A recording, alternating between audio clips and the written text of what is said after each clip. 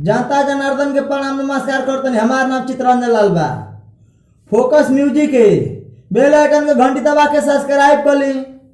अच्छा लगी वीडियो तो लाइक कर दी और ना अच्छा लगी तो कमेंट बॉक्स में लिख के जरूर बताएं। हमने वीडियो अच्छा बनावल जाओ, आप लोग कहाँ पहुँचावल जाओ। आप लोग वीडियो को भरपूर आनंद उठाई। धन्यवाद।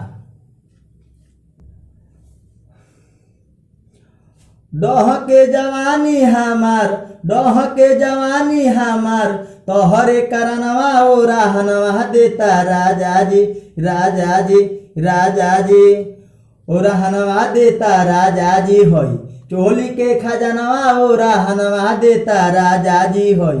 चोली के खजानवा ओ रहनवा देता राजा जी, राजा जी, राजा जी। जाता रहा बनौल चुमा लेके गोइल गहाल में, अभी तारा चिंता नइखे बानी कौना हाल में, हाल में।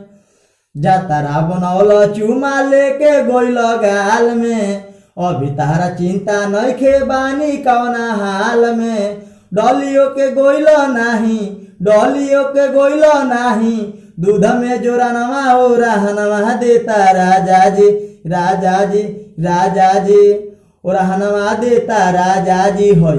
चोली के खजानवा ओ रहनवा देता राजा जी होई। चोली के खजानवा ओ रहनवा देता राजा जी, राजा जी, राजा जी। करवट फेरिला तो चूड़ी हमार खनकेला, सुतला में लभ्यू कह के दिलवा ठनकेला। करवट फेरिला तो चूड़ी हमार खनकेला, सुतला में लभ्यू कह के दिलवा ठनकेला। उठत भोरे चटर चटर, उठत भोरे चटर चटर, करता लहंगवा ओ रहनवा देता राजा जी, राजा जी, राजा जी, राजा जी, ओ रहनवा देता राजा जी होई। चोली के खजानवा ओ रहनवा देता राजा जी होई। चोली के खजानवा ओ रहनवा देता राजा जी होई। चोली के खजानवा ओ रहनवा देता राजा जी, राजा जी, राजा जी। किसना बेदर्दी कमवा छोड़ी दोना फरजी, पाछा आगा करबो का जब रही ना लरजी। किसना बेदर्दी कमवा छोड़ी दोना फरजी, पाछा आगा करबो का जब रही ना लरजी। अब ना खेसारी कौनो, अब ना खेसारी कौनो, चल दे बहनवा ओ रहनवा देता राजा जी, राजा जी, राजा जी, ओ रहनवा देता राजा जी होई।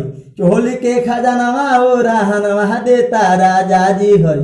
चोली के खजानवा ओ रहनवा देता राजा जी, राजा जी, राजा जी। डह के जवानी हमार, डह के जवानी हमार, तोहरे करनवा ओ रहनवा देता राजा जी, राजा जी, राजा जी, ओ रहनवा देता राजा जी होई। चोली के खजानवा ओ रहनवा देता राजा जी होई। चोली के खजानवा ओ रहनवा देता राजा जी, राजा जी, राजा जी। जनता जनार्दन के प्रणाम नमस्कार करते हमारा नाम चित्रंजन लाल बा। फोकस म्यूजिक के बेल आइकन घंटी दबा के सब्सक्राइब कर ली। अच्छा लगे वीडियो तो लाइक कर दी, और ना अच्छा लगे तो कमेंट बॉक्स में लिख के जरूर बताएं कि हमने वीडियो अच्छा बनावल जाए, आप लोग कहाँ पहुँचावल जाओ। धन्यवाद।